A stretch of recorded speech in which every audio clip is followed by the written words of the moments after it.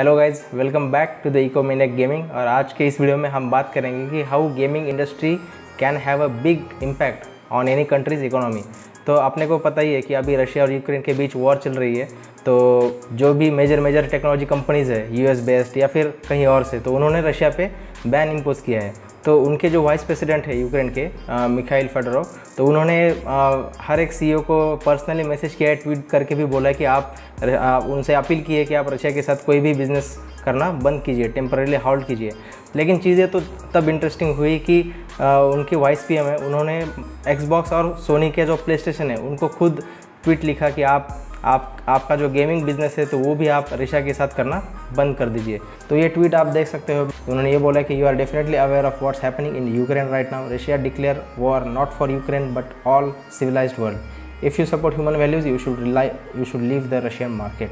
तो क्या रशिया का गेमिंग मार्केट सच में इतना बड़ा है कि उससे अगर कोई बैन कर दे तो उनकी इकोनॉमी हिल जाएगी?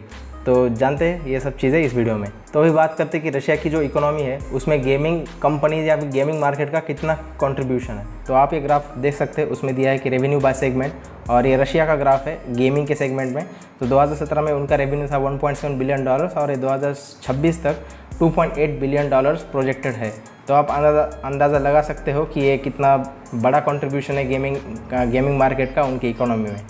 तो उनके कुछ हाइलाइट्स है कि revenue in the games segment projected to reach $2.4 billion in 2022 और 2026 तक, जैसे कि हमने बात की, $2.8 बिलियन। और रशिया एक गेमिंग हब है, स्पेशली मॉस्को जो कि रशिया की कैपिटल है। 2019 में मॉस्को में ई स्पोर्ट्स कॉम्पिटिशन हुई थी जिसमें डोटा 2, CSGO ऐसे बड़े बड़े जो पॉपुलर गेम्स है मल्टीप्लेयर वो हुए थे। तो उसका प्राइज़ मनी था करीब $1 मिलियन। तो आप अंदाज़ा लगा सकते हो कि ये how this is a very big deal कि अगर गेमिंग पे बैन लग गया रशिया में तो उनकी इकोनॉमी को कितना बड़ा झटका लग सकता है। रशिया में आज की डेट में 70 मिलियन एक्टिव गेमर्स है।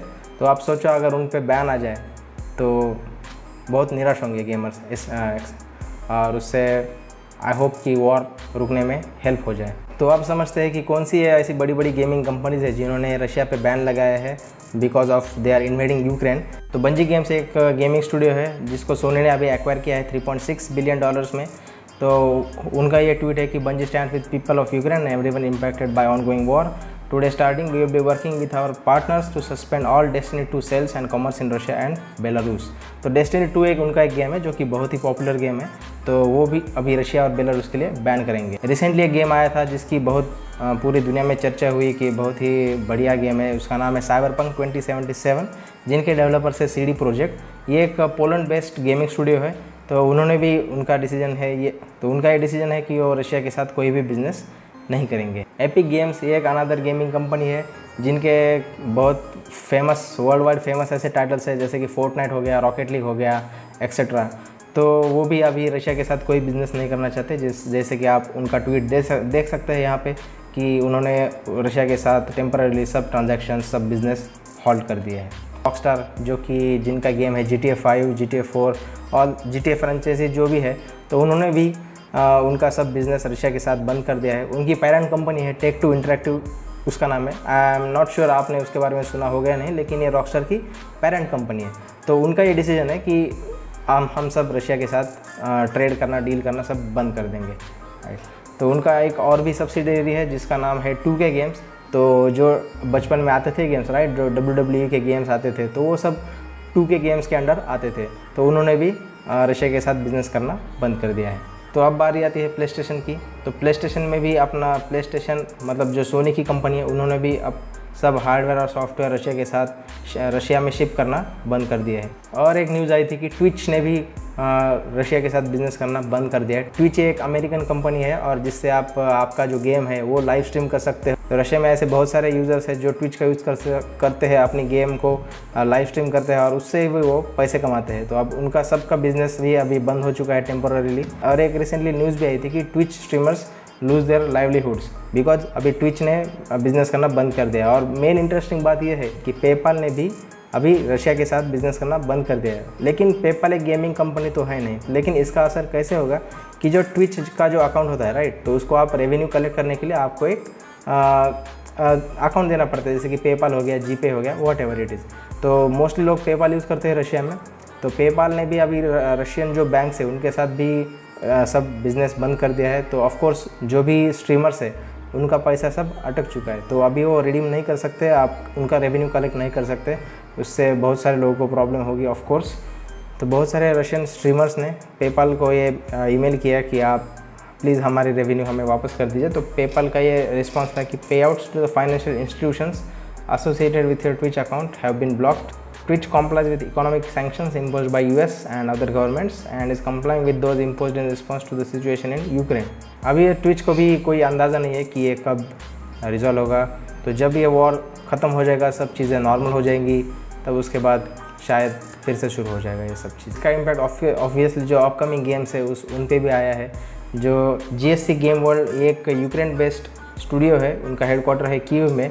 तो उन्होंने ये बोला है कि अभी उनका एक रिसेंट गेम आने वाला था, स्टॉकर 2 हार्ट ऑफ चेर्नोबिल।